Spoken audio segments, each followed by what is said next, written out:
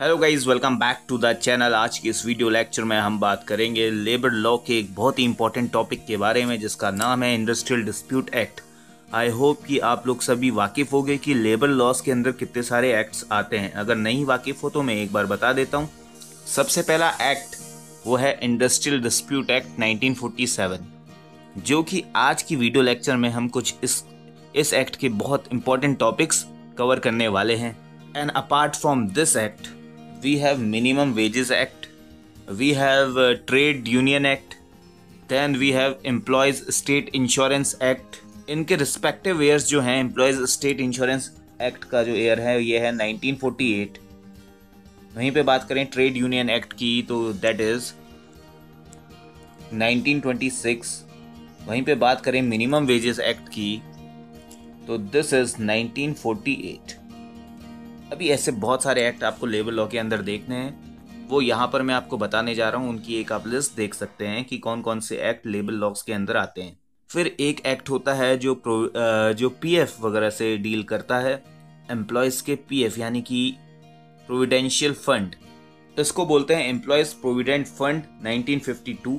फिर एक और एक्ट है जिसे हम बोलते हैं एम्प्लॉयज़ कंपनसेशन एक्ट, ये भी 1923 का है। अगला एक्ट आपको देखने के लिए मिलता है payment of wages act 1936, factories act 1948, एक बहुत ही ज़्यादा बेनिफिशियल एक्ट, यानी कि जितने भी इंडस्ट्रीज वगैरह में एम्प्लॉयर्स काम करते हैं उनके लिए सबसे इम्पोर्टेंट एक्ट जो है, जो उनके चेहरे में काफ़ी खुशी देता है, उस एक्ट का नाम है payment of bonus act. Bonus लेना किसे पसंद नहीं है, हर एम्प्लॉय चाहता है कि हमारा जो एम्प्लॉयर है हमें बोनस दे, भर भर के बोनस दे, दिवाली बोनस दे, होली बोनस दे, विंटर बोनस दे, समर बोनस दे। तो उसके लिए बना है पेमेंट ऑफ बोनस एक्ट 1965। फिर एक बहुत ज़्यादा इम्पॉर्टेंट एक्ट है, उसका नाम है मैटरनिटी बेनिफिट एक्ट। ये महिलाओं के लिए एक एक्ट है, यानी कि जब कभी भी कोई लेडी प्रेग्नेंट होती है तो उस टेन्योर में अगर वो किसी इंडस्ट्री या किसी भी कंपनी वगैरह में काम कर रही होती है तो उसको ये राइट होता है कि उसको मैटरनिटी लीव मिले। और भी ऐसे बहुत सारे प्रोविजंस होते हैं जो मैटरनिटी बेनिफिट एक्ट के अंदर आते हैं। फिर अगला आता है payment of gratuity act.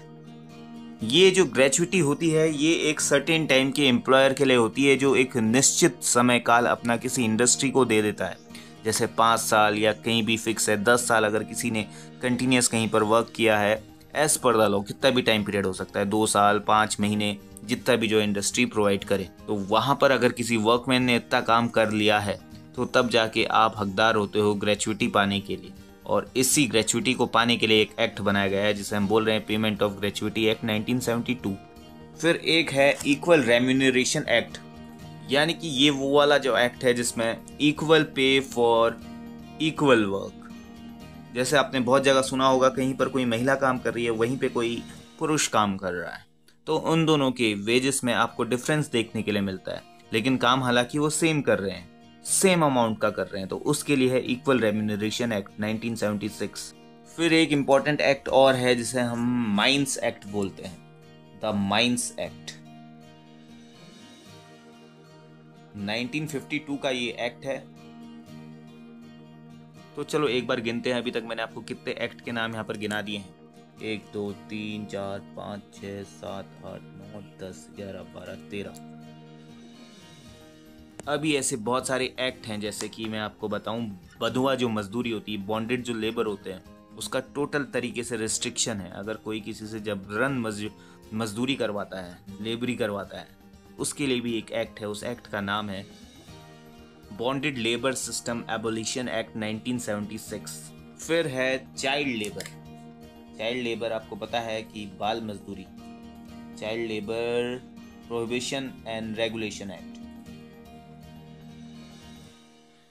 Child labour prohibition and regulation act 1986। एक और एक्ट होता है जिसको हम बोलते हैं अप्रेंटिसेस एक्ट, यानी कि जितने भी पर्सन आप देखते हैं इंडस्ट्रियल ट्रेनिंग वाले, इंडस्ट्रियल ट्रेनिंग को हम शॉर्ट में बोलते हैं इंडस्ट्रियल ट्रेनिंग इंस्टीट्यूट से पास आउट जितने भी बंदे होते हैं वो सबसे पहले जाते हैं अप्रेंटिस करते हैं, यानी कि ट्रेनिंग करते हैं। तो उस ट्रेनिंग के दौरान जो भी उनको वेजेस वगैरह मिलती है, कितनी मिलनी चाहिए और कौन कौन सी अथॉरिटी होती हैं, जैसे इंडस्ट्रियल ट्रेनिंग इंस्टीट्यूट्स होते हैं, आईटीआई कॉलेजेस वगैरह होते हैं, उन सब का रेगुलेशन, उन सब का एक डिटेल जो है आपको इस अप्रेंटिस एक्ट 1961 में मिल जाएगी। यानी कि अप्रेंटिस एक टाइप की ट्रेनिंग होती है, तो उस ट्रेनिंग के दौरान आपको कितने घंटे वर्क करना है, क्या क्या आपको फूड फैसिलिटीज मिलेंगी, एकोमोडेशन मिलेगा। वहीं पर अगर किसी अप्रेंटिस यानी कि किसी भी ट्रेनी को अगर कोई इंजरी हो जाती है, कोई चोट लग जाती है, तो जो भी उस इंडस्ट्री का मालिक होता है, जिस भी इंडस्ट्री में वो अप्रेंटिस या ट्रेनिंग कर रहा होता है, तो यहाँ पर उसकी लायबिलिटी बनती है कि वो उसको कंपनसेट करे, वो उसकी क्षतिपूर्ति करे, जितना भी उसको नुकसान हुआ है, जितना भी मेडिकल एक्सपेंसेस आए हैं, वो उस सब का खर्चा उठाए। तो ऐसी तमाम सारी चीजें हमें देखने के लिए मिलती है लेबर लॉज में। तो अब मैं समझ पा रहा हूँ और आप लोग भी समझ पा रहे होंगे कि ये जो लेबर लॉज है, ये लेबर्स यानी कि जो वर्कर्स होते हैं उनके वेलफेयर के लिए बना होता है। तो इन सब में से आज की इस वीडियो लेक्चर में हम जो है एक सबसे इम्पोर्टेंट एक्ट के बारे में बात करने वाले हैं। उस एक्ट का नाम है इंडस्ट्रियल डिस्प्यूट एक्ट 1947। तो आपकी जानकारी के लिए मैं बता दूं कि 2019 में हमारा जो है इसको रिप्लेस करके एक और एक्ट बन चुका है, लेकिन अभी वो इन्फोर्स नहीं हुआ है। वो जब कभी भी गवर्नमेंट अपनी ऑफिशियल गैजेट में नोटिफिकेशन डाल के, ऑफिशियल डेट डाल के उसे लागू करवाना चाहे, वो उस दिन से लागू हो सकता है। लेकिन फॉर द टाइम बीइंग अभी हमारे पास इंडस्ट्रियल डिस्प्यूट एक्ट 1947 ही चला आ रहा है। अभी प्रेजेंट में मैं 2024 यानी कि ये अक्टूबर का महीना है, 1 अक्टूबर, तो इस दिन तो इंडिया में यही इंडस्ट्रियल डिस्प्यूट एक्ट लागू है। और आपको मैं बता दूं, जो नया वाला कोड है इंडस्ट्रियल डिस्प्यूट एक्ट को जो हटा के आ रहा है, उसको हम बोल रहे हैं इंडस्ट्रियल रिलेशन कोड 2019। ये बन के पूरा तैयार है, बस लागू होने की देर है। तो फॉर द टाइम बिंग हम देखने वाले हैं इंडस्ट्रियल डिस्प्यूट एक्ट 1947। इसमें आप समझ लीजिए, जैसे कि आपको नाम से ही पता चल रहा होगा, कि कभी भी अगर कोई विवाद उत्पन्न होता है, कोई भी डिस्प्यूट अराइज होता है इन द इंडस्ट्री, इंडस्ट्री को हम हिंदी में क्या बोलते हैं, कारखाना, तो वहां पर किसी भी इंडस्ट्री को चलाने के लिए बेसिकली 2 पर्सन्स की रिक्वायरमेंट होती है। और वो रिक्वायरमेंट होती है, एक होता है एम्प्लॉयर और दूसरा होता है एम्प्लॉय। ठीक है, अब मैं इतनी आशा करता हूँ आप लोगों से कि आप लोग इसमें अंतर करना जानते होंगे। एम्प्लॉयर वो होता है जो मालिक होता है, जो जो अपनी कंपनी या अपनी इंडस्ट्री को चलाने के लिए वर्कर्स को हायर करता है, और एम्प्लॉयज होते हैं वर्कर्स। ठीक है, इनको हम वर्कर्स बोलते हैं। तो ये चीज दो दो कॉन्सेप्ट तो आपको क्लियर होना चाहिए। अब कभी कभी क्या हो जाता है, किसी भी इंडस्ट्री में इन दोनों के बीच में डिस्प्यूट हो सकता है, विवाद उत्पन्न हो जाता है। हो सकता है वो विवाद सैलरी को लेके हो, यानी कि वेजेस को लेके हो, या फिर हो सकता है कि वर्किंग आवर्स, यानी जैसे अगर किसी कंपनी में, किसी फैक्ट्री में 12 घंटे काम करना ही करना है, तो वहां पे जो है लोग परेशान है, वो बोलते हैं हमें 8 घंटे काम करवाओ, हमसे नहीं होता। तो ये सारे फैक्टर्स डिपेंड करते हैं कि क्यों कहीं पर इंडस्ट्री में डिस्प्यूट आता है। जब कभी भी एम्प्लॉयज, जो एम्प्लॉय होते हैं यानी कि जो वर्कमैन होते हैं, उनकी डिमांड पूरी नहीं होती, तो तब वो क्या करते हैं, डिस्प्यूट, एक स्ट्राइक टाइप की सिचुएशन आ जाती है, और यहाँ पर जो है डिस्प्यूट अराइज हो जाता है। या फिर कभी कभी किसी सर्टेन केसेस में एम्प्लॉयर जो है यानी कि जो मालिक है, उसको अगर अपनी फैक्ट्री में कोई नुकसान हो रहा है, प्रोडक्शन वो कर रहा है और प्रोडक्शन से उतना आउटपुट नहीं मिल रहा है, तो उस केस में वो क्या कर देता है, अपनी कंपनी या अपनी फैक्ट्री को बंद कर देता है। और यहाँ पर फैक्ट्री कहना ज़्यादा बेटर होगा, क्योंकि ये जो इंडस्ट्रियल डिस्प्यूट एक्ट है, ये ऐसे ही जो इंडस्ट्रीज होती हैं उनके लिए बना होता है। तो मैं कह रहा था कि अगर कभी भी कोई मालिक जो है, उसकी कंपनी, कोई भी इंडस्ट्री है, कोई फैक्ट्री है, अगर उसको फायदा नहीं हो रहा है, तो वो क्या करेगा, अपनी कंपनी को ताला लगा देगा। तो ऐसे ही हमारे पास सर्टेन टर्म्स होते हैं, जिसको हम lockout, lay off, retrenchment, strike, इन सब नामों से जानते हैं। देखिए, ये 4 जो टर्म है मैंने स्पेशली आपके लिए यहाँ पे लिखे हुए हैं, lockout, lay off, retrenchment, strike. इन चारों में डिफरेंस आपको पता होना चाहिए। फिर कुछ इंपॉर्टेंट डेफिनेशंस आती हैं इंडस्ट्रियल डिस्प्यूट एक्ट के अंदर। 1947 वाला जो एक्ट है उसकी मैं बात कर रहा हूँ, कि जैसे इंडस्ट्री क्या होती है। सबसे पहले तो आपको ये जानना चाहिए कि इंडस्ट्री होती क्या है। और इंडस्ट्री वही होती है जो सेक्शन 2J में डिफाइन कर रखी है। अभी आपको मैं ईच एंड एवरीथिंग यहाँ पे दिखाने वाला हूँ related to this industrial dispute act. सारे केस लॉस हम डील करेंगे। हो सकता है ये वीडियो लेक्चर लंबा हो जाए, बट इस वीडियो लेक्चर में आपकी जो है सारी अंडरस्टैंडिंग एक ही बार में आपको सब समझ आने लगेगा। तो इंडस्ट्री की अगर बात करें तो सेक्शन 2J में इंडस्ट्री डिफाइंड है। वहीं पर अगर इंडस्ट्रियल डिस्प्यूट की अगर बात करें तो सेक्शन 2K में ये डिफाइंड है कि इंडस्ट्रियल डिस्प्यूट क्या होता है। ओवरऑल मैं आपको एक विवरण दे रहा हूं अभी, फिर इसमें अब जो हम डिटेल में जाने वाले हैं। एम्प्लॉयर की वहीं पे आपको डेफिनेशन देखनी होगी तो सेक्शन 2G में आपको एम्प्लॉयर देखने के लिए मिल जाएगा। एम्प्लॉयर बेसिकली क्या होता है कि अगर कोई गवर्नमेंट द्वारा कोई इंडस्ट्री या कोई फैक्ट्री वगैरह चलाई जा रही है तो उसमें उस जो है एम्प्लॉयड अलग होगा। वहीं पे अगर कोई प्राइवेट फैक्ट्री, कोई प्राइवेट इंडस्ट्री जो चलाई जा रही है तो जो उसका चीफ एग्जीक्यूटिव ऑफिसर होता है वो उसका एम्प्लॉयर माना जाएगा। तो वो गाना तो आपने सुना ही होगा कि तेरे पीछे लगा है CEO, उसको पीछे लगे रहने दो, अपना ध्यान बस मुझ पे रखो और उसको सड़ने दो। तो ओवरऑल फिर आप जो है वर्कमैन देखेंगे कि वर्कमैन किसे कहते हैं, तो 2S में आपको वर्कमैन देखने के लिए मिलेगा। यानी कि वर्कमैन वही जो एम्प्लॉय होते हैं, यानी कि जो काम करते हैं, जो वर्कर्स होते हैं। फिर अगर कभी भी कोई डिस्प्यूट आ जाता है एम्प्लॉयर और एम्प्लॉय के बीच में तो उस डिस्प्यूट का रिजोल्यूशन कहाँ पे होगा, वो लेबर कोर्ट में होगा। और लेबर कोड जो है 2KKB में डिफाइंड है। फिर जो है मैंने आपको ये जो 4 इंपॉर्टेंट टर्म बताए थे, lockout, lay off, retrenchment, strike, ये भी जो है अलग अलग सेक्शंस में डिफाइंड है। जैसे सेक्शन 2L में लॉकआउट डिफाइंड है। तो लॉकआउट क्या होता है? लॉकआउट यानी कि एक टेम्पररी, यानी कि कुछ निश्चित समय के लिए कोई भी इंडस्ट्री, कोई भी फैक्ट्री का बंद होना। और वो क्यों? ताकि जो भी वर्कर डिमांड कर रहे हैं, अपनी जो भी वर्कर्स की जो भी डिमांड्स हैं उसको सप्रेस किया जा सके, उसको दबाया जा सके। तो हम ये कह सकते हैं कि जो लॉकआउट है that is the tool, that is the weapon in the hands of employer. यानी कि एम्प्लॉयर जब चाहे तब लॉकआउट कर सकता है। अगर कोई इलीगल डिमांड अगर वर्कर्स कर रहे हैं, कोई अनवांटेड डिमांड्स अगर वर्कर्स कर रहे हैं, कोई सैलरी हाइक की अगर बात कर रहे हैं, तो ये जो ऑप्शन होता है ये जो मालिक होता है यानी कि जो एम्प्लॉयर होता है उसके हाथ में होता है। और इसको 2L में डिफाइन कर रखा है। वहीं पे अगर ले ऑफ की बात करें तो ले ऑफ जो है, ले ऑफ को सबसे पहले आपको ये पता होना चाहिए कि ये जो है 2KKK में डिफाइंड है। इसकी डेफिनेशन दे रखी है 2KKK इंडस्ट्रियल डिस्प्यूट एक्ट 1947 में।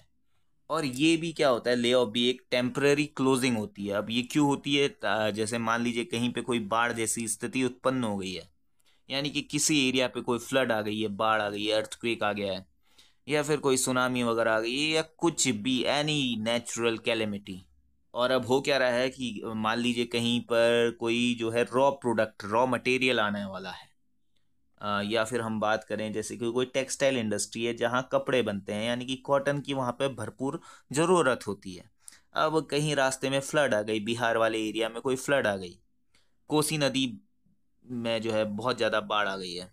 और वहीं पर बिहार के कुछ हिस्सों से, कुछ एरिया से जो है कपास यानी कि कॉटन आता है, रॉ मटेरियल जो है इंडस्ट्रीज तक जाता है, जहाँ पे उस कॉटन को फाइनली सेपरेट किया जाता है और अच्छे से सेलेक्ट करके फिर और प्रोसेसिंग करके मैन्युफैक्चर किया जाता है, क्लॉथ बनाए जाते हैं, कपड़े बनाए जाते हैं।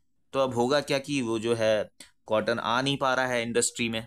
तो अब जब बिना कॉटन के कपड़े कैसे बनेंगे, लोग शर्ट्स कैसे पहनेंगे, लोग जीन्स कैसे पहनेंगे, टी शर्ट कैसे बनेंगे। तो यहाँ पर जो भी वर्कर अगर एम्प्लॉय होंगे उस किसी भी फैक्ट्री में, मान लीजिए यहाँ पर मैं आपको एग्जांपल के थ्रू बताता हूँ, ये कोई भी एक फैक्ट्री है, यहाँ से धुआं निकल रहा है, यहाँ पे अंदर फैक्ट्री है, कोई भी पल्प एंड पेपर यानी कि कागज बनने की फैक्ट्री हो सकती है, कपड़ा बनने की। मैंने अभी फॉर द एग्जांपल आपको टेक्सटाइल इंडस्ट्री का एग्जांपल दिया है। तो यहाँ पर हमारे पास जो है रेगुलर मात्रा में सारा जो है ये रॉ मटेरियल आ रहा था एक सर्टेन डेट तक, और अचानक से रेनी सीजन में कहीं नदी पे बाढ़ आ गई, तो जहाँ से हमारा कॉटन आता था, जो रॉ मटेरियल आता था, वो आना बंद हो गया। अब यहाँ पर जो नियमित जो रेगुलर वर्कर्स आते थे, जो यहाँ पे कर्मचारी वगैरह आते थे, उनका काम क्या था कि मशीन को ऑपरेट करें। अब मशीन को ऑपरेट करेंगे तो मशीन को ऑपरेट करने के बाद क्या होगा, खाली मशीन तो चलेंगी नहीं, उसमें जो रॉ मटेरियल कॉटन आया है उसको यहाँ पे जाके फाइनली जो है उससे और ज़्यादा उसके जो रेशम धागे वागे बन के उसको जो है कॉटन को तब्दील किया जाएगा कपड़े के लेयर में। यानी कि यहाँ पर कपड़ा बनना शुरू होगा। अब जब कॉटन आ ही नहीं रहा है तो ये जो मशीन तो बंद रहेंगी ना, खाली चल के क्या काम इनका। तो यानी कि जैसे ही हमारी बाढ़ खत्म हो जाएगी तो वहां से जो है कॉटन आना शुरू हो जाएगा, और जैसे ही कॉटन आना शुरू हो जाएगा तो ये फैक्ट्री फिर से जो यहाँ पे मशीन से फिर से चलेगी, और मशीन चलाएगा कौन? वो वर्कर्स चलाएंगे। यानी कि उस सर्टेन टाइम पीरियड के लिए जब जहां से बाढ़ आ रही थी और जब बाढ़ आनी खत्म हुई है, जब पूरा जो है मौसम क्लियर हो गया, तो उस सर्टेन टाइम पीरियड के लिए यानी कि वो बरसात के मौसम में जो है ये फैक्ट्री बंद हो जाएगी। सपोज फॉर एन एग्जाम्पल, ऐसा होता नहीं है लेकिन मान लीजिए अगर हो जाता है तो, या फिर मान लीजिए कि इस बिल्डिंग में या इसके आसपास जो है कोई वॉल्केनो इरप्ट हो गया, कोई ज्वालामुखी फूट गया, यानी कि एक ये भी एक नेचुरल कैलेमिटी है। या फिर भूकंप आ गया, तो भूकंप आया तो उससे क्या हुआ कि यहाँ पे जितने पोल्स वगैरह थे, जो इलेक्ट्रिसिटी सप्लाई होती थी वो ठप हो गई। वो ठप होने के कारण इसमें काम बंद हो गया। काम बंद हो गया तो यहाँ पे जो फैक्ट्री में वर्कर आते थे उनका जो है एक वर्क लॉस हो गया। वर्क लॉस हो गया तो आपको क्या लगता है कि एम्प्लॉयर जो है यानी कि जो मालिक है, क्या वो अपनी जेब से पैसा ढीला करेगा? जब कोई काम ही नहीं हो रहा है तो उसमें भी क्या अपनी जेब से वो पैसा डालेगा? तो इसी सिचुएशन को बोलते हैं ले ऑफ। यानी कि एक सर्टेन टाइम पीरियड के लिए किसी भी वर्क को बंद कर देना, किसी भी इंडस्ट्री को बंद कर देना। और जैसे ही वो जो जो जो कोई भी प्रॉब्लम थी, जो कोई भी एरर आ रही थी, मान लीजिए रॉ मटेरियल का सप्लाई नहीं हो पा रहा था, या कोई नेचुरल कैलेमिटी थी, या कुछ भी, जैसे पावर कट ऑफ हो गई, बिजली की कट हो गई, है ना, शॉर्टेज ऑफ स्टॉक हो गया, यानी कि सामान की कमी पड़ गई। जैसे मैंने यहाँ पे एग्जांपल बताया था, यहाँ पे शॉर्टेज ऑफ स्टॉक हो गया, कॉटन था ही नहीं तो शॉर्टेज हो गया। या फिर हो सकता है कि एक्यूमुलेशन ऑफ स्टॉक हो गया। एक्यूमुलेशन ऑफ स्टॉक मतलब कि हमारे पास बहुत ज़्यादा कॉटन पड़ा हुआ है, हमारे पास कॉटन भर के कपड़ा तैयार है। अब कपड़ा इतना तैयार है कि वो मार्केट में जा ही नहीं रहा, मार्केट में जा रहा है लेकिन उतनी डिमांड ही नहीं है। तो जब डिमांड नहीं है तो सप्लाई नहीं होगी, और जब सप्लाई नहीं होगा तो यहाँ पर काम करके लोग करेंगे क्या? खाली बैठे रहेंगे। तो इसी सर्टेन सिचुएशन को बोलते हैं ले ऑफ। अब देखिए, अब यहाँ पर जो वर्कर्स हैं वो तो ये डिमांड करेंगे कि यार हमारी तो इसमें कोई गलती नहीं है, हम तो अपने घर से आए हैं, हम तो इतने दिन खाली बैठे रहेंगे, हम क्या करेंगे, हमें क्या है, कंपनसेशन दो। तो इन्हीं सब चीज़ का निपटारा करने के लिए हमारे पास लेबर कोर्ट्स बनी होती हैं, हमारे पास ट्रिब्यूनल बने होते हैं। तो यही सारी चीज़ें इंडस्ट्रियल डिस्प्यूट एक्ट में हम देखते हैं। वहीं पर अगर हम बात करें रिट्रेंचमेंट की, ठीक है, ये जो है रिट्रेंचमेंट, तो रिट्रेंचमेंट को बोलते हैं हम हिंदी में छटनी। ठीक है, और इसको जो है 2 डबल ओ में डिफाइन किया गया है। यानी कि इसमें एक प्रिंसिपल फॉलो होता है कि जो भी वर्कर हमारा पहले आया होता है, यानी कि फर्स्ट कम लास्ट को, यहां पर मैं लिख रहा हूं, इसको देखिएगा, ये वाला प्रिंसिपल अप्लाई होता है रिट्रेंचमेंट के केस में, फर्स्ट कम लास्ट को, या फिर हम कहें लास्ट कम फर्स्ट को। यानी कि अगर मालिक को ऐसा लगे कि मेरे पास जो है वर्कर्स बहुत ज़्यादा हैं, एम्प्लॉयर को लगे कि मेरे पास बहुत ज़्यादा एम्प्लॉयज़ हैं, अब मुझे किन्हीं एम्प्लॉयज़ को निकालना है, और रीज़न ये है कि ज़्यादा अवेलेबिलिटी ऑफ वर्कर्स ज़्यादा है, और मुझे इनकी इतनी ज़्यादा ज़रूरत है नहीं, और मैं अगर ज़्यादा ज़रूरत है नहीं तो मेरा पैसा ज़्यादा जाएगा, और ज़्यादा पैसा जाएगा तो मैं पैसा लाऊंगा कहाँ से, और अगर मुझे ज़्यादा पैसा देना पड़ेगा तो मैं बैंकरप्ट हो जाऊंगा, मैं दिवालिया हो जाऊंगा। हो सकता है, क्योंकि जब जितनी चीज़ की डिमांड ही नहीं है उस चीज़ को जबरदस्ती थोड़ा वहाँ पे जो है अपनाया जाएगा। तो इसी के लिए रिट्रेंचमेंट वाला जो है ये वाला टॉपिक आपको देखने के लिए इंडस्ट्रियल डिस्प्यूट एक्ट में दिखता है। और इसमें जो है रिट्रेंचमेंट होता है कि जो भी एम्प्लॉयर फर्स्ट आया होता है उसको प्रायोरिटी दी जाती है, उसको बोला जाता है कि आप हमारे प्रायर एम्प्लॉयर हो, आपको जो है लास्ट में भेजेंगे, और जो सबसे लास्ट वाला जो एम्प्लॉय आता है उसको जो है पहले यानी कि उसको पहले रिट्रेंच कर दिया जाता है। सपोज ये हमारी industry cotton industry, textile industry, दो वर्कर हैं ए और बी। ए वर्कर आया था 1960 में और बी वर्कर आया था 1965 में। अब कभी किसी इस कंपनी के मालिक को लग रहा है कि यार मुझे जो है एक बंदे को निकालना है, मेरी जो वर्क जो वैसे जो है नॉर्मल तरीके में दो उसके पास एम्प्लॉयज़ थे। जस्ट फॉर एन एग्जांपल मैं बता रहा हूँ, एम्प्लॉयज़ यहाँ पे 100 भी हो सकते हैं, 200 भी हो सकते हैं, 1000, 2000, 10,000, 1 लाख, कितने भी हो सकते हैं। तो अब यहाँ पर मालिक को लग रहा है कि यार इन दोनों में से मुझे किसी को निकालना है, क्योंकि मेरे पास तो इतना काम ही नहीं है, जो बंदा मेरा एक ही बंदा काम कर लेगा, मैं दो दो लोग को रख के करूँगा क्या? तो यहाँ पर जो है मालिक जो एम्प्लॉयर है वो डिसाइड करेगा कि मुझे रिट्रेंच करना है, और डिसाइड किस बेसिस पे करेगा, वो बेसिस ये होता है, यानी कि जो पहले आया, जो 1960 में आया है, उसको बोलेंगे कि उसको ना निकाल के 1965 यानी कि बी वाले बंदे को निकालेंगे, यानी कि बी का रिट्रेंचमेंट होगा, क्योंकि ये लास्ट में आया था, और लास्ट में आया था तो इसलिए ये पहले जाएगा, और वहीं पे जो पहले आया था वो लास्ट में जाएगा। तो ये प्रिंसिपल अपना प्रिंसिपल फॉलो होता है रिट्रेंचमेंट के केस में। फिर अब देखिए, इंडस्ट्रियल डिस्प्यूट एक्ट में एक बहुत ही ज़्यादा इंपॉर्टेंट सर्विस होती है जिसे हम बोलते हैं पब्लिक यूटिलिटी सर्विस, जो कि सेक्शन 2N में डिफाइंड है। यानी कि पब्लिक यूटिलिटी सर्विस, अगर आप देखोगे ना, तो इंडस्ट्रियल डिस्प्यूट एक्ट जो है हमारा, ID, industrial dispute act, ID हम बोल सकते हैं, 1947, इसमें पीछे इसकी बेयर एक्ट में एक शेड्यूल दिया रहता है। उस शेड्यूल में आपको टोटल 33 एंट्रीज देखने के लिए मिलेंगी, यानी कि 33 ऐसे सब्जेक्ट देखने के लिए मिलेंगे जिसको हम कह रहे हैं कि ये पब्लिक यूटिलिटी सर्विस है। जैसे सपोज फॉर एन एग्जांपल, आप किसी कॉलोनी या कहीं भी किसी लोकेलिटी में रहते हो, तो आपको जो बेसिक चीज़ें क्या क्या लगती हैं, कि आपको जो है मिल्क चाहिए, गैस चाहिए, कोल यानी कि और उसके बाद अगर बात करें इलेक्ट्रिसिटी चाहिए, बिजली के बिना आपका जो है निवारण नहीं हो सकता, आप नहीं रह सकते। वाटर चाहिए, बिना वाटर के आप जो है नहीं रह सकते। हाँ, यदि आप जंगल में रह रहे हैं तो फिर बात अलग है, वहाँ पर आपको ना इलेक्ट्रिसिटी की ज़रूरत है, और वाटर तो वैसे ही भरपूर रहता है, किसी नदी नाले के पास आप चले जाएं।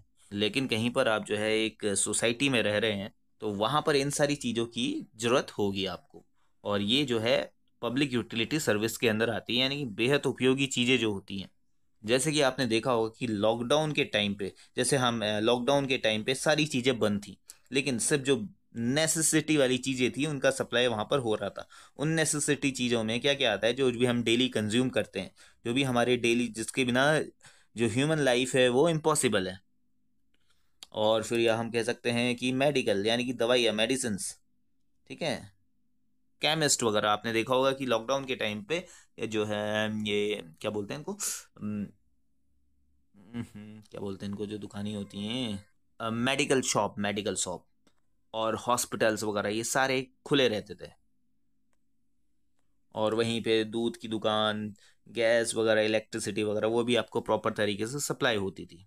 तो कहने का मतलब ये है कि ऐसी सर्विसेज जो पब्लिक की यूटिलाइजेशन की बेहद इंपॉर्टेंट सर्विसेज हों, तो वो जो है कभी उसको, उसमें बंद नहीं होंगी, उसमें कभी स्ट्राइक नहीं होगा। तो ये सारी चीज़ें आपको यहाँ पर इंडस्ट्रियल डिस्प्यूट एक्ट में देखने के लिए मिलेंगी। तो ये ओवरऑल अभी तक मैंने आपको एक बेसिक चीज़ें समझाई। और ऐसी शेड्यूल जो है हमारा इंडस्ट्रियल डिस्प्यूट एक्ट का, उसमें टोटल 33 एंट्रीज आपको देखने के लिए मिलेंगी कि क्या पब्लिक यूटिलिटी सर्विसेज होती हैं। फिर बात करते हैं ट्रेड यूनियन की। ट्रेड यूनियन को 2QQ में डिफाइन किया गया है, यानी कि उस किसी भी यूनियन में जितने भी वर्कर्स हैं उनका आपस में एक ग्रुप, उसको हम बोलते हैं ट्रेड यूनियन। अगर मान लीजिए किसी भी कंपनी में, किसी भी इंडस्ट्री में एक उनका यूनियन है, ठीक है, तो उस यूनियन में किसी भी मेंबर के संग कुछ गलत होता है, कोई किसी को मार देता है, ठीक है, या कुछ भी गलत होता है, तो उसके लिए आवाज उठाने वाला उनका ट्रेड यूनियन होता है, यानी कि for the welfare of the workers in any particular trade. फिर जो है ट्रिब्यूनल की बात करें, तो ट्रिब्यूनल वो होते हैं जहां पर कभी ये जो केसेस वगैरह लेके जाए जाते हैं। और एक होता है नेशनल ट्रिब्यूनल, ठीक है, वो भी इसी के अंदर आता है, यानी कि जो कोर्ट्स वगैरह हो गए, आप ये समझ लीजिए एक तरीके से क्वासी जुडिशियल बॉडीज होती हैं, जहां पे कभी भी इंडस्ट्रियल डिस्प्यूट्स का निपटारा, निवारण किया जाता है। तो ये जो मैंने यहाँ पर केस लिखा हुआ है, ये इस केस का नाम है Bangalore water supply and sewage board versus R Rajappa, 1978 का एक केस है। ये केस किस लिए है? ये केस इसलिए है कि क्या कोई भी ऑर्गेनाइजेशन इंडस्ट्री है या नहीं है, उसको चेक करने के लिए इस केस में एक ट्रिपल टेस्ट दिया गया था। ट्रिपल टेस्ट में बोला गया था, अगर कहीं भी एम्प्लॉयर्स और एम्प्लॉय के बीच में कोऑपरेशन है, आपसी सहयोग है, सिस्टमेटिक एक्टिविटी है, और उस सिस्टमेटिक एक्टिविटी से कोई प्रॉफिट गेन हो रहा है, यानी कि मान लीजिए कि एक दूध की फैक्ट्री मान लीजिए, ठीक है, तो जहाँ पे जो है डेयरी से दूध मंगाया जाता है, वहाँ पे फिर उसको उनके पैकेट्स में उनको बांधा जाता है, और पैकेट में बांध के जो है उसको सप्लाई के लिए लोगों के पास भेजा जाता है। तो यहाँ पर एक सिस्टमेटिक एक्टिविटी देखने के लिए मिल रही है, कॉपरेशन, आपसी सहयोग है यहाँ पे जितने भी वर्कमैन हैं।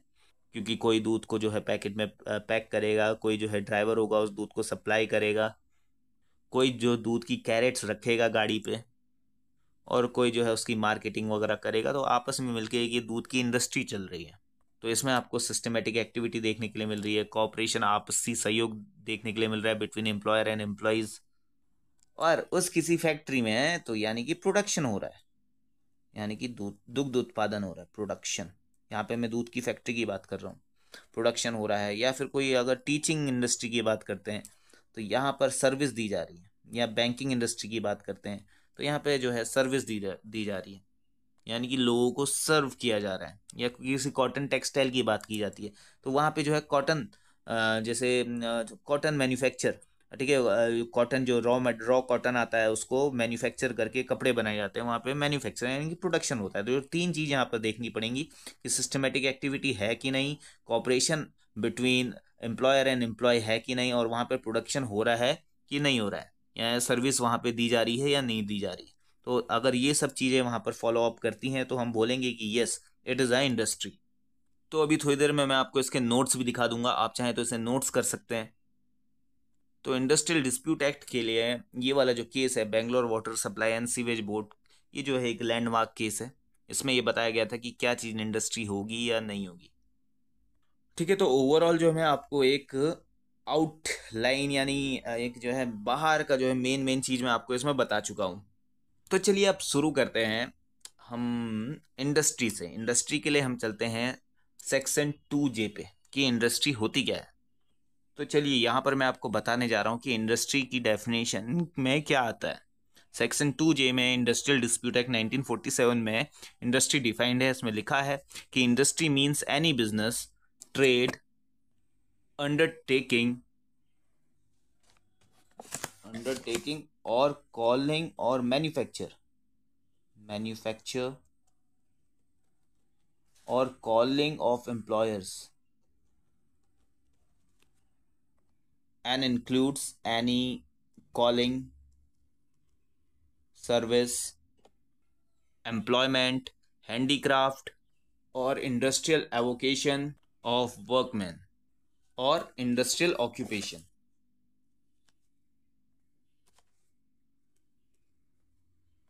तो मेरे प्यारे मित्रों, इंडस्ट्री की डेफिनेशन ये है।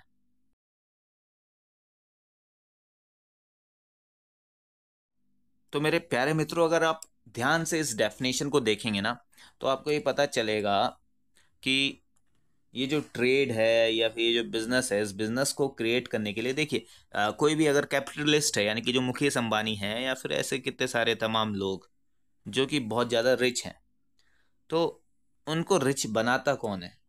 तीन चीज़ें होती हैं, लैंड, लेबर, कैपिटल। ठीक है, ये आपने बेसिक इकोनॉमिक्स में पढ़ा होगा। यानी कि कोई भी इंडस्ट्री कहाँ, हवा में तो तैरेगी नहीं, ज़मीन होनी बहुत ज़्यादा ज़रूरी है।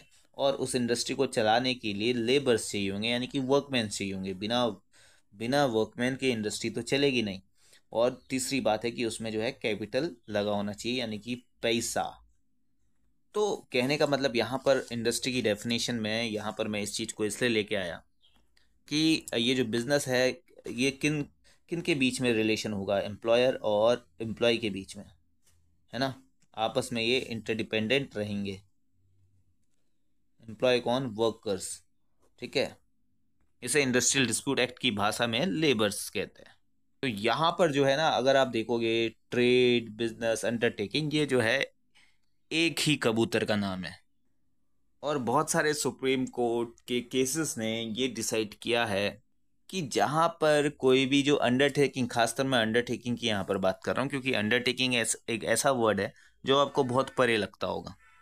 तो देखिए, यहाँ पर इनके बीच में कॉपरेशन तो चाहिए चाहिए, मैं अंडरटेकिंग की बात कर रहा हूँ। Cooperation is must. ठीक है, दोनों एक दूसरे के सहयोग से मिलकर कोई काम कर रहे हैं और वो काम जो है पब्लिक एट लार्ज के लिए हो रहा है। ठीक है, पब्लिक एट लार्ज, यानी कि यहाँ पर जो भी प्रोडक्शन हो रहा है, ठीक है, यानी कि यहाँ पे जो भी प्रोडक्शन हो रहा है, या फिर हम ये कहें कि यहाँ पे जो भी मैन्युफैक्चरिंग हो रही है, या फिर ये कहें कि यहाँ पे जो भी डिस्ट्रीब्यूशन ऑफ गुड्स हो रहा है, ठीक है, डिस्ट्रीब्यूशन ऑफ गुड्स जो हो रहा है वो पब्लिक एट लार्ज के लिए हो रहा है, यानी कि एक कम्युनिटी के लिए हो रहा है, एक समुदाय के लिए हो रहा है। और यहाँ पर जो है ये भी जो भी प्रोडक्शन हो रहा है, जो डिस्ट्रीब्यूशन हो रहा है, वो किसकी हेल्प से हो रहा है? वो एम्प्लॉयज़ की हेल्प से हो रहा है। और यहाँ पर आपको एक चीज़ और देखनी पड़ेगी, यहाँ पर जो है satisfaction, satisfaction of material human needs, यानी कि हम ये कह सकते हैं कि जो जनरल मैनकाइंड के लिए प्रोडक्शन या मैन्युफैक्चर हो रहा है, ठीक है, तो उस चीज़ को हम बोलेंगे कि ये एक अंडरटेकिंग है, पब्लिक अंडरटेकिंग है, प्राइवेट अंडरटेकिंग है, या कुछ भी। और यहाँ पर आपको एक बात का ध्यान रखना होगा कि जो है किसी व्यक्ति विशेष के प्लेजर की यहाँ पे चीज, उसके प्लेजर के लिए यहाँ पे उस भी चीज का मैन्युफैक्चर नहीं हो रहा हो। जैसे किसी भी रिच पर्सन के लिए आप कोई गाड़ी की मैन्युफैक्चरिंग कर रहे हैं, तो वहां पर हम ये नहीं कहेंगे कि ये जो कार की कंपनी है वो अंडरटेकिंग है।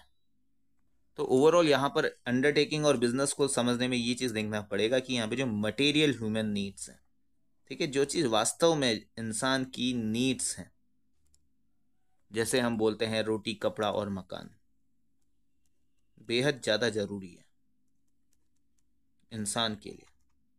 तो हम बोलेंगे अगर कोई चीज़ रोटी में डील करता है, किसी की जो है चक्की है, या किसी की जो है एक वीट की कोई फैक्ट्री है जहाँ पे जो है आटा उत्पादन हो रहा है, यानी कि गेहूं पीसे जा रहे हैं, पीसे जा रहे हैं, पीसे जा रहे हैं और आटा निकल रहा है, ठीक है, और वहीं पे कोई ब्रेड बन रही है, और उस ब्रेड का मकसद क्या है कि जो है ह्यूमन नीड्स को सेटिस्फाई किया जाए, ठीक है। वहीं पे कोई अगर कॉटन टेक्सटाइल है, कपड़ा बन रहा है, यानी कि लोग पहनेंगे उस कपड़े को, ठीक है, और पीपल एट लार्ज के लिए वो हो रहा है, लार्ज प्रोडक्शन हो रहा है, पब्लिक एट लार्ज, तो उस चीज़ को हम बोलेंगे कि ये अंडरटेकिंग है। वहीं पे कहीं पे अगर कोई सीमेंट वगैरह की फैक्ट्री है, सीमेंट बन रहा है, और उसका क्या है कि भैया कहीं पे जो है कोई प्रोडक्शन होगा, कोई घर बनेगा, लोग रहेंगे, कोई इंडस्ट्री बनेगी, लोग काम करेंगे।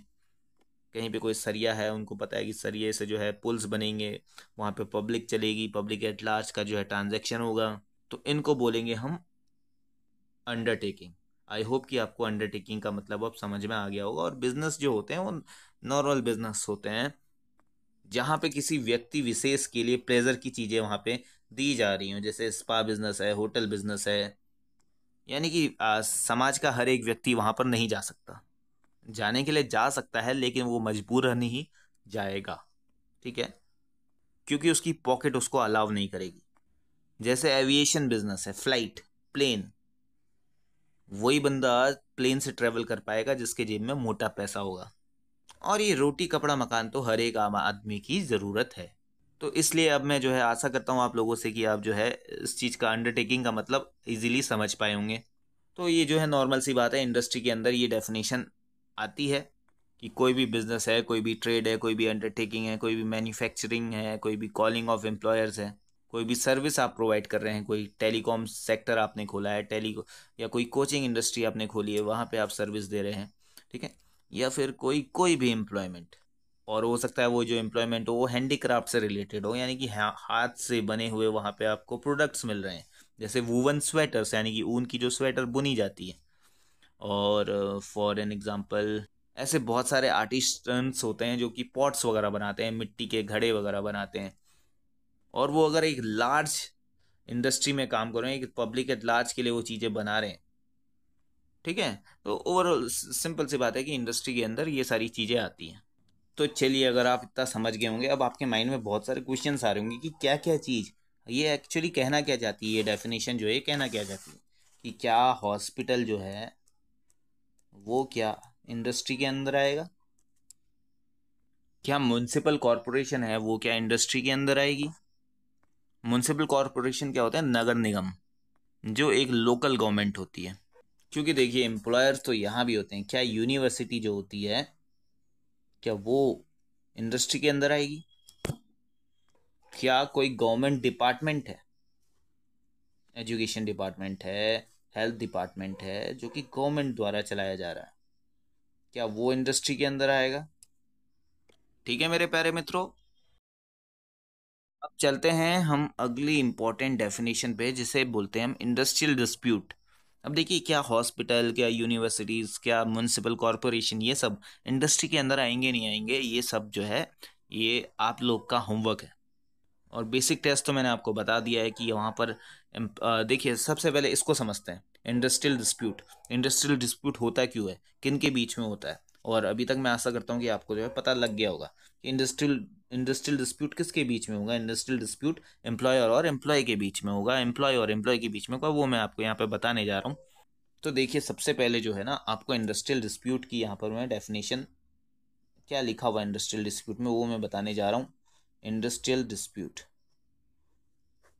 इंडस्ट्रियल डिस्प्यूट डिफाइंड है 2K में कि एग्जैक्टली औद्योगिक विवाद इंडस्ट्रियल डिस्प्यूट है क्या, किसको हम कहेंगे कि हाँ ये चीज़ इंडस्ट्रियल डिस्प्यूट है। और इंडस्ट्रियल डिस्प्यूट है तो तब जाके जो है ये इंडस्ट्रियल एक्ट, डिस्प्यूट एक्ट के अंदर आएगा, और तब जाके लेबर कोर्ट्स का यहाँ पर रोल होगा। तब जाके किसी वर्कर्स के जो है राइट अगर इन्फ्रिंज्ड हो रहे हैं तो उसको लागू करवाए जाएंगे। तो उसके लिए आपको देखना पड़ेगा क्या कोई विवाद है जो है, जो डिस्प्यूट है वो किसी एम्प्लॉयर और एम्प्लॉयर्स के बीच में है। 3 फैक्टर्स यहाँ पे आपको देखने पड़ेंगे, यानी कि डिस्प्यूट और डिस्प्यूट बिटवीन पहला एम्प्लॉयर्स एंड एम्प्लॉयर्स, ठीक है। एम्प्लॉयर्स एंड एम्प्लॉयर्स से आप समझ सकते हैं कि अभी समझाता हूँ मैं आपको। दूसरा जो इसमें पॉइंट है, एम्प्लॉयर्स एंड वर्कमैन, ठीक है। और तीसरा जो डिस्प्यूट हो सकता है वो किसके बीच में हो सकता है, वर्कमैन और वर्कमैन के बीच में। अब देखिए इन शब्दों से मत घबराइएगा, सिंपल सी बात मैं यहाँ पे आपको समझाने जा रहा हूँ। ये कोई इंडस्ट्री है, इस इंडस्ट्री को 2 बंदे ओन करते हैं, अनंत अंबानी और उसके क्या है उसके भाई का नाम, जो जो भी है, या फिर हम मुकेश अंबानी और अनिल अंबानी, ऐसे हम कह सकते हैं कि रिलायंस इंडस्ट्री को ये जो है ऑपरेट कर रहे हैं, 2 मालिक हैं इसके। अब पहला जो है एम्प्लॉयर और एम्प्लॉयर के बीच में डिस्प्यूट होने का मतलब इन दोनों के बीच में पैसों को लेके आपस में डिस्प्यूट हो गया कि मैंने जो है 500-600 करोड़ रुपए मुकेश अंबानी के, 400 करोड़ रुपए आकाश क्या नाम है उसका, मैं तो फिर नाम भूल जा रहा हूँ, जो भी अंबानी है, मुकेश अंबानी और जो भी उसके भाई का नाम है उसका है 400 करोड़ रुपए। अब दोनों में डिस्प्यूट हो जाता है कि मैंने ज़्यादा रुपए इसमें डाले हैं तो मेरा जो है ज़्यादा शेयर इसमें बनेगा। इन दोनों के बीच में अगर कोई डिस्प्यूट होता है, वैसे होगा नहीं, अगर होता है तो तब जाके ये फॉल करेंगे इंडस्ट्रियल डिस्प्यूट एक्ट के अंदर। और जो भी प्रोविजंस, जो भी इंडस्ट्रियल डिस्प्यूट, जो भी कोर्ट्स वगैरह होंगी यहाँ पे, जो भी ट्रिब्यूनल्स होंगे, उनके सामने इनको जाना ही जाना पड़ेगा, ठीक है। ये ना जाएं तो इनके लॉयर्स जाएंगे। तो मैं आशा करता हूँ कि पहला पॉइंट आप समझ गए होंगे। फिर दूसरा है जो dispute arise between employers and workman, यानी एम्प्लॉयर्स कौन है, ये इनके, और वर्कमैन के। यहाँ पे जैसे मान लीजिए 3600 करोड़, 3600 करोड़ तो ज़्यादा कह दिए मैंने, मान लीजिए यहाँ पे 1 लाख लोग इंडस्ट्री में काम करते हैं, इनके बीच में और इनके बीच में अगर कोई डिस्प्यूट आ जाता है, ठीक है, तो हम बोलेंगे कि यहाँ पे इंडस्ट्रियल डिस्प्यूट है। फिर वहीं पे अगर इन वर्कमैन में आपस में कोई डिस्प्यूट हो जाता है तो तब भी हम बोलेंगे कि इंडस्ट्रियल डिस्प्यूट है। तो पहला टर्म तो ये है कि इंडस्ट्रियल डिस्प्यूट में इन तीनों के बीच में डिस्प्यूट होगा। दूसरा पॉइंट आपको क्या देखना है कि ये जो डिस्प्यूट हो रहा है, जो डिफरेंस अराइज हो रहा है, वो किससे रिलेटेड होगा, वो एम्प्लॉयमेंट से रिलेटेड होगा, ठीक है। या फिर हो सकता है नॉन एम्प्लॉयमेंट से लेके हो।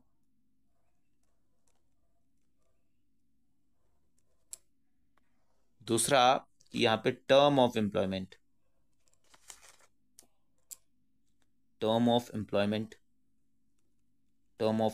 को लेके हो। और तीसरी इंपॉर्टेंट चीज यहां पर कंडीशन ऑफ लेबर्स,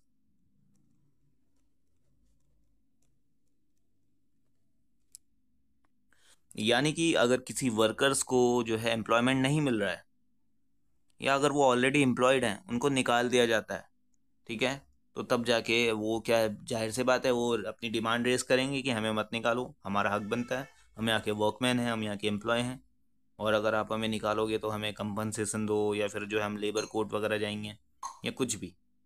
या फिर टर्म ऑफ एम्प्लॉयमेंट हो सकता है कि हाँ, आप जो है हमें 2 साल के लिए आपने एम्प्लॉय किया था, आपने जो है 20 साल के लिए एम्प्लॉय किया था। वैसे होता क्या है कि कहीं पे भी नॉर्मली अगर आप देखोगे इंडिया से, जैसे सऊदी अरब वगैरह जितने भी वर्कर्स जाते हैं कारपेंट्री टूल्स वगैरह काम वाम करने, या फिर कोई भी यूरोपियन कंट्री जाते हैं, तो वहाँ पे टेन्योर होता है, टर्म होता है, 2-2 साल का, 3-3 साल का टेन्योर होता है। उससे पहले अगर आपको निकाल दिया जाता है, वहाँ पे आपकी कोई गलती नहीं होती, तब भी जो है आप किस कैटेगरी के अंदर फॉल करोगे, आप इंडस्ट्रियल डिस्प्यूट एक्ट के अंदर आओगे और आपको माना जाएगा कि आपका जो है राइट्स का डिस्प्यूट हुआ है, आपका राइट्स का इन्फ्रिंज्ड हुआ है। तो तब जाके आप इंडस्ट्रियल कोर्ट्स में, जो लेबर कोर्ट्स होते हैं, वहां पे आप अप्रोच कर सकते हो। ठीक है, तो ये जो दो एलिमेंट मैंने आपको समझाए हैं, एम्प्लॉयमेंट और non employment, terms of employment और condition of labour of any person. अब कैसी कंडीशन में आपको काम कराया जा रहा है, हो सकता है आपको जो है किसी माइन में काम कराया जा रहा हो, वहाँ पे बहुत ही ज़्यादा एक्सेसिव हीट हो, और उसके बाद हीट होने के बाद भी आपको रिलैक्सेशन का कोई जो है ड्रिंक्स वगैरह नहीं मिल रही है, रेस्ट करने नहीं दिया जा रहा है, तो ये सारी कंडीशंस को लेके डिस्प्यूट हो सकता है। तो मेरे प्यारे मित्रों, मैं आप लोगों से ये आशा कर रहा हूँ, आप लोगों से ये मान के चल रहा हूँ कि आपको मेरा बताया गया अभी जो कुछ भी मैंने बताया आपको सब समझ में आ रहा होगा। और अगर आ रहा है तो प्लीज़ इसको जो है एक लाइक कर दीजिएगा, अपने दोस्तों के संग इसे शेयर कर दीजिएगा, और अगर आप इस चैनल में नए हैं तो सब्सक्राइब कर लीजिएगा, और अगर अभी तक आपने बेल आइकन प्रेस नहीं किया तो बेल आइकन प्रेस कर दीजिएगा। फिर ओवरऑल ये दो चीज़ मैं आपको बहुत अच्छे से समझा चुका हूँ। एम्प्लॉयर मैं आपको बता ही चुका हूँ। ठीक है, ओवरऑल जो कुछ भी मैंने आपको यहाँ पे बताना था आज की इस वीडियो लेक्चर में, मैं ये सब कुछ समझा चुका हूँ। ठीक है, एम्प्लॉयर 2G में दे रखा है, वर्कमैन 2S में दे रखा है, labour code, lockout, lay off, retrenchment, strike. ठीक है, इसके मैं आपको यहाँ पे नोट्स प्रोवाइड करवा दे रहा हूँ। ठीक है मेरे प्यारे मित्रों, सबसे पहले तो आप स्ट्राइक और लॉकआउट देख लीजिए।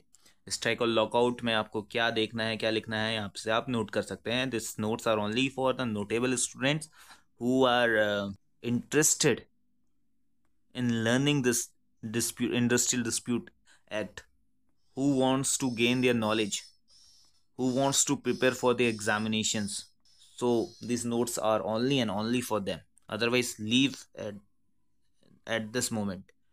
So strike is a term used in industrial dispute. Okay, strike can be defined as collective stoppage of work by workmen undertaken in order to bring pressure upon those who depends on the sale or use of the products of work. Whereas lockout is a weapon in the hands of an employer. In lockout, an employer shuts down his place of business as a result of reprisal, or as an instrument of coercion, or as a mode of exerting pressure upon the employees with a view to dictate his own terms to them. फिर आप देखोगे कि जो section 22 है industrial dispute act का, वो totally prohibit करता है कि आप जो है स्ट्राइक और लॉकआउट नहीं करोगे। तो ये चीज़ तो आपको समझ में आ गई कि strike is the weapon in hands of workers. ठीक है, वहीं पर जो लॉकआउट है, lockout is the weapon, is the tool in hands of employer. This section यानी कि जो सेक्शन नंबर 22 है, सेक्शन 22 अप्लाइज टू स्ट्राइक और lockout in industries carrying on public utility service. यानी कि जनरल अगर कोई इंडस्ट्री आपकी जो है, अगर कहीं पे काम हो रहा है और वो पब्लिक यूटिलिटी सर्विस के प्रोडक्ट्स वगैरह नहीं बना रही है, पब्लिक यूटिलिटी सर्विस के लिए काम नहीं कर रही है, और पब्लिक यूटिलिटी सर्विस 2N में डिफाइंड है। ठीक है, अब ये पब्लिक यूटिलिटी सर्विस भी आपको बताना पड़ेगा। तो अगर कोई भी वर्कर्स वगैरह, कोई भी एम्प्लॉयज़ पब्लिक यूटिलिटी सर्विस के लिए काम कर रहे हैं, तो उनके लिए जो है ये स्ट्रिक्टली प्रोहिबिटेड है कि वो स्ट्राइक नहीं करेंगे। और वहीं पे कोई एम्प्लॉयर अगर कुछ पब्लिक यूटिलिटी सर्विस की कोई चीज़ें प्रोड्यूस या मैन्युफैक्चर करता है, तो उसके लिए भी स्ट्रिक्ट प्रोहिबिशन है कि वो जो है क्या नहीं करेगा, वो लॉकआउट नहीं करेगा। फिर मोर ओवर आप देख सकते हैं कि जो public utility services are facilities provided by the government which are essential to our citizens' needs. These include supply of water to homes, supply of electricity, the postal system, the banking system, medicines. ठीक है, ये सारी चीज़ें जो हैं public utility services में आती हैं, और भी बहुत सारी चीज़ें होती हैं जो कि मैं आपको बता चुका हूँ कि जो पीछे शेड्यूल में दी हुई है इंडस्ट्रियल डिस्प्यूट एक्ट के। और टोटल 33 यहाँ पर ऐसी चीज़ें हैं जो कि पब्लिक यूटिलिटी सर्विस के अंदर आती है। ठीक है, मोर ओवर अगर आप देखोगे 22 के क्लॉज 1 में लिखा है कि कोई भी पर्सन जो कि पब्लिक यूटिलिटी सर्विस में एम्प्लॉयड है, वो सिर्फ, वैसे तो आमतौर पे इट इज़ प्रोहिबिटेड, लेकिन अगर फिर भी स्ट्राइक बहुत ज़्यादा ज़रूरी है, उनकी मांगे पूरी नहीं की जा रही हैं और बोलते ना कि हमारी मांगे पूरी करो ये वो, तो तब जाके क्या प्रोसीजर है कि without giving notice of strike with in 6 weeks before striking, यानी कि अगर उनको स्ट्राइक करना होगा तो 6 महीने पहले, स्ट्राइक करने से 6 महीने पहले उनको स्ट्राइक का नोटिस देना पड़ेगा। किनको? स्ट्राइक कौन करते हैं? वर्कर्स करते हैं, ठीक है, एम्प्लॉयज़ करते हैं। तो दो कंडीशन यहाँ पे फुलफिल होनी चाहिए। पहला तो 6 हफ्ते पहले यानी कि 1.5 महीने पहले एक नोटिस देना पड़ेगा। सपोज यहाँ पे मैं एक डेट के तहत आपको एग्जांपल बताता हूँ, जैसे 1 जनवरी 2024 को किसी भी फैक्ट्री में, किसी भी इंडस्ट्री में कोई स्ट्राइक होने वाली है और वो पब्लिक यूटिलिटी सर्विस के अंदर आती है, ठीक है। तो 6 महीने पहले यानी कि 6 हफ्ते पहले यानी कि 1.5 महीने पहले एक नोटिस देना पड़ेगा। यानी कि ये नोटिस कब देंगे आप? 15 अक्टूबर के टाइम पीरियड के, 15 अक्टूबर 2023 को आप जो है ये नोटिस देंगे कि हम जो है 1 जनवरी तक, 1 जनवरी को जो है 1 जनवरी से हम स्ट्राइक कर देंगे क्योंकि हमारी मांगे बहुत समय से पूरी नहीं हो रही। और दूसरा क्राइटेरिया ये कि जैसे ही, तो मेरे ख्याल से अब आपको ये चीज़ समझ में आ गई होगी। और एक इम्पॉर्टेंट चीज़ मैं आपको यहाँ पर ये बता रहा हूँ कि ले ऑफ और रिट्रेंचमेंट के जो केस है, ले ऑफ और रिट्रेंचमेंट आप अच्छे से समझ रहे होंगे कि ले ऑफ को हिंदी में बोलते हैं जबरन छुट्टी और रिट्रेंचमेंट को हिंदी में बोलते हैं छटनी। तो इन केसेस में अगर ले ऑफ किया जाता है या रिट्रेंचमेंट किया जाता है तो यहाँ पे जो वर्कर्स हैं उनको कंपनसेशन प्रोवाइड होगा। वहीं पर स्ट्राइक और लॉकआउट के केस में कंपनसेशन प्रोवाइड नहीं होगा। कंपनसेशन यानी कि उनको मुआवजा तभी मिलेगा जब लगा जाएगा कि ये जो स्ट्राइक थी ये जस्टिफिकेबल थी, ठीक है, ये जो लॉकआउट किया गया था वो जस्टिफिकेबल था। अब चलिए मैं आपको 2S में जो वर्कमैन की डेफिनेशन लिखी है वो मैं बताता हूँ। लिखा है कि any person employ in the industry to do any manual, skilled, technical, unskilled, supervisory और क्लैरिकल वर्क, ठीक है, क्लैरिकल, इस पे ध्यान देना। तो and the term of employment is इधर एक्सप्रेस्ड और इम्प्लाइड, अगर ऐसा है और ये जो डेफिनेशन फॉल हो रही है, यानी कि ये वर्कमैन की डेफिनेशन में फॉल हो रही है, यानी ये सारे लोग, यानी कि जो कि स्किल्ड, टेक्निकल यानी कि जो बीटेक वगैरह करते हैं, एमटेक वगैरह करते हैं, जो अनस्किल्ड लोग होते हैं, ठीक है, जो क्लैरिकल वर्क कर रहे होते हैं उनको हम बोलते हैं, जो सुपरवाइजरी का वर्क करते हैं हम बोलते हैं कि ये वर्कमैन है। अब एक इंपॉर्टेंट फैक्ट यहाँ पर देखिए कि person working as a managerial और administrative capacity is not a workman, इसका एक केस लॉ है और ये केस लॉ है Ved Prakash Gupta versus Delton cable India private limited. तो इस पर जो वेद प्रकाश जो हैं वो एज अ मैनेजर कहीं पर काम कर रहे होते हैं, as a capacity of manager. तो ये कोर्ट के सामने क्वेश्चन आता है कि क्या ये वर्कमैन की कैटेगरी में फॉल करेंगे या नहीं करेंगे। तो ये चीज़ मैंने यहाँ पर आपको बताया कि पर्सन वर्किंग एज मैनेजरियल और administrative capacity is not a workman. और हालांकि अंदर जाके देखना पड़ेगा क्या सिर्फ नाम के ही मैनेजर हैं वो और काम जो है वर्कमैन वाला कर रहे हैं, काम वो क्लर्क वाला कर रहे हैं, और अगर ऐसा है तो तब जाके वो मैनेजर या तब जाके वो वर्कमैन की डेफिनेशन में आएंगे। एक केस लॉ और था आसाम टी स्टेट वाला। उसमें एक डॉक्टर साहब होते हैं, उनको किसी टी गार्डन में एज अ वहाँ पे कोई डॉक्टर एम्प्लॉय किया जाता है और बोला जाता है कि हाँ, फिर एक क्वेश्चन उनको ना सर्टेन टाइम के बाद उन्हें निकाल दिया जाता है। अब वो जो है,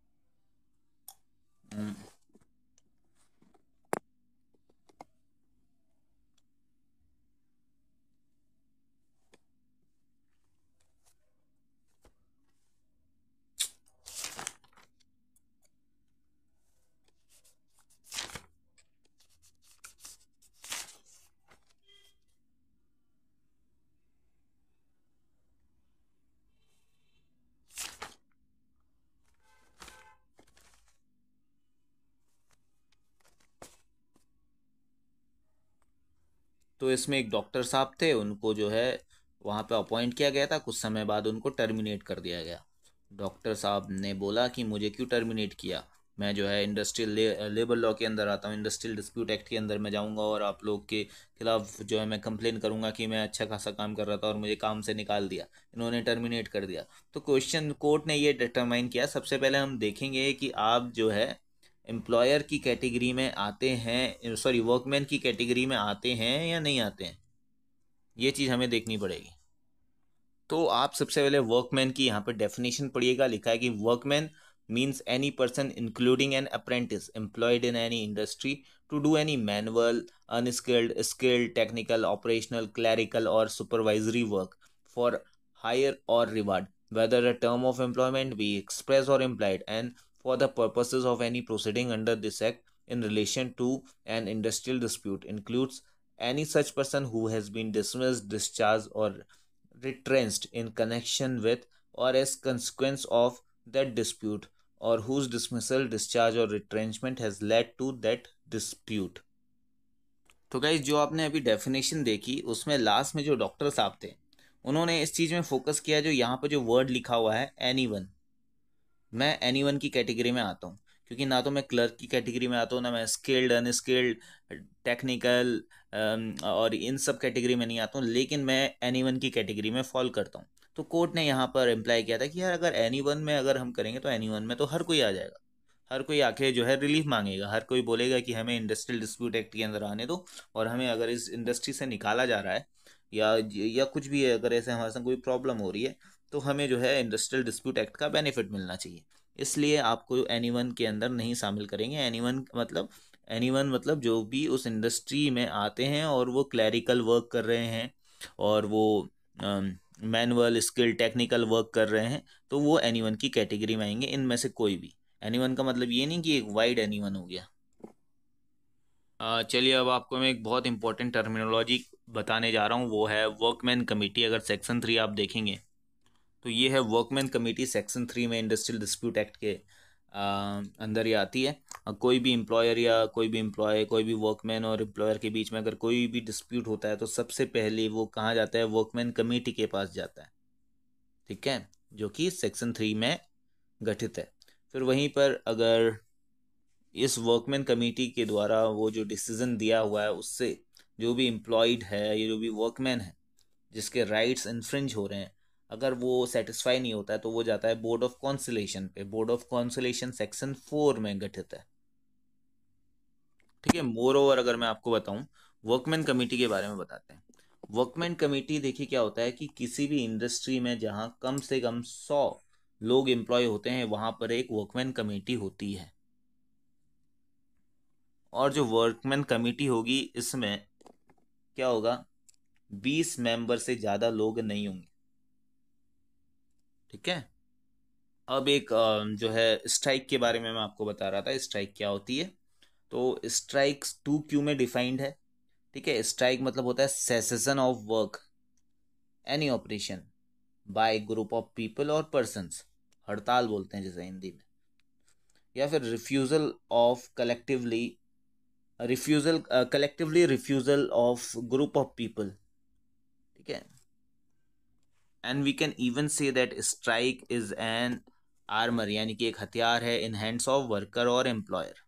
इसमें कुछ केस लॉज आपको देखने पड़ेंगे, जैसे management of Chand Malai state versus its work 1960, syndicate bank versus K Umesh Nayak 1994, फिर Esop mill limited versus labour code 2008, T K Rangarajan versus government of Tamil Nadu 2003।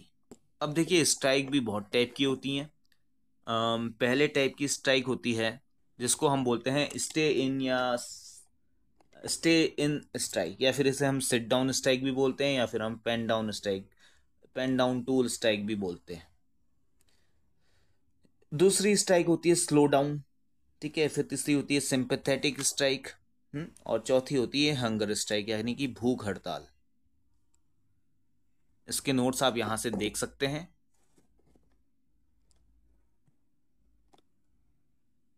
और थोड़ा मैं आपको समझा देता हूं कि जो स्लो डाउन, ठीक है। स्टे इन, सिट डाउन या पेन डाउन, टूल डाउन, ये तो नॉर्मल सी स्ट्राइक होती है जब हम अपना जो है काम करना ही छोड़ देते हैं। कोई मशीन चल रही है, हमारे बीच में कुछ भी ऐसा कोई विवाद हो गया है, सैलरी किसी बहुत सारे मजदूरों की या बहुत सारे वर्कमैन की एक साथ नहीं मिल रही है या कम मिल रही है, तो वो क्या कर रहे हैं, हटाओ, हम काम ही नहीं करते, हम प्रोडक्शन ही करेंगे, हम प्रोडक्शन ही नहीं करेंगे, हम लाइन ही नहीं चलाएंगे। यानी जो प्रोडक्शन लाइन होती है किसी भी मैन्युफैक्चरिंग इंडस्ट्री में, हम वो लाइन ही नहीं चलाएंगे। इसका एक केस लॉ है, PNB limited versus all India Punjab national bank employees. वहीं पे दूसरी काइंड की जो स्ट्राइक होती है उसे बोलते हैं हम स्लो डाउन। ठीक है, स्लो डाउन का जो है आप केस लिख लीजिए, भारत सागर मिल लिमिटेड वर्सेस जय सिंह। और इस केस में ये हेल्ड किया गया था कि ये जो स्ट्राइक होती है, इस काइंड की जो स्ट्राइक होती है स्लो डाउन वाली, ये और भी ज़्यादा हार्मफुल होती है। इसमें होता है क्या, लोग जो है काम तो कर रहे होते हैं, दिख रहा होता है कि हाँ काम चल रहा है, लाइन चल रही है, मशीन्स चल रही हैं, मैन्युफैक्चरिंग हो रही है, लेकिन लोग बहुत धीरे धीरे हाथ चलाते हैं। जो वर्कमैन होते हैं वो बहुत धीरे धीरे काम कर रहे होते हैं। तो इसमें बताया गया था कि it was held that go slow is more harmful than total cessation of work by strike, as machinery is in working condition but production is not as much as it is desired। यानी कि यहाँ पे electricity की consumption भी हो रही है, यहाँ पे लेबर्स भी लग रही हैं, उनको जो है सैलरी भी दी जाएगी। ठीक है, तो ये किस टाइम की, स्लो डाउन काइंड की स्ट्राइक हो गई। फिर अगर बात करें सिंपैथेटिक स्ट्राइक की, तो इसको जो है प्रॉपर स्ट्राइक नहीं माना जाता। इसका केस लॉ आप लिख सकते हैं, Ramalingam versus Indian metallurgical Corp Madras. और जो चौथी टाइप की स्ट्राइक होती है उसे हम बोलते हैं हंगर स्ट्राइक। ठीक है, सेक्शन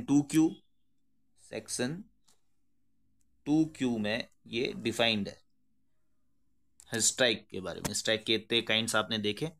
तो मेरे प्यारे मित्रों, ये वीडियो कड़ी, ये जो वीडियो लेक्चर सीरीज है, ये यूं ही चलती रहेगी, आप लोग से मुलाकात होती रहेगी। फॉर द टाइमिंग अभी हम आपसे लेते हैं अलविदा। Thank you so much for watching this video and bye bye. अगर आपको वीडियो अच्छी लगी है तो प्लीज़ जो है आप एक कमेंट करके बता दीजिएगा, नीचे लाइक कर दीजिएगा, शेयर कर दीजिएगा, अगर नए हैं तो सब्सक्राइब कर दीजिएगा, इतना तो कर दीजिएगा। Thank you so much for watching, bye bye.